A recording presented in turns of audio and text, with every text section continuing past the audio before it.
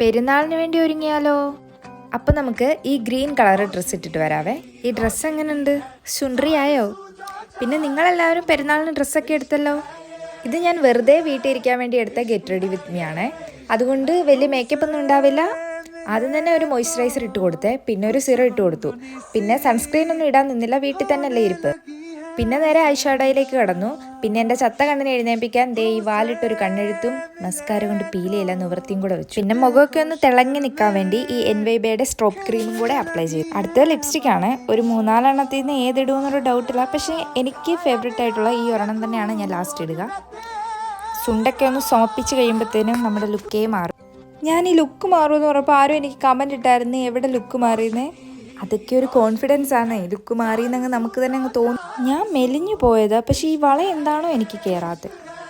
ബലം പിടിച്ച് ആ വള ഇട്ട് കഴിഞ്ഞാൽ ഞാൻ തന്നെ ഊരണമല്ലോ എന്നോർത്ത് ഏതോ ഒരു ലൂസ് വളയും കൂടി ഇട്ടേ. പിന്നെ ആ വാച്ചും കൂടെ കിട്ടി. പക്ഷെ ഒന്നുകൂടെ ഉണ്ടല്ലോ. അപ്പോൾ എങ്ങനെയുണ്ട് എൻ്റെ പെരുന്നാൾ ഡ്രസ്സ്? വീട്ടിലിരിക്കാനായതുകൊണ്ട് ഇതൊക്കെ തന്നെ മതിയെന്നേ. അപ്പോൾ ഓക്കെ, ബൈ.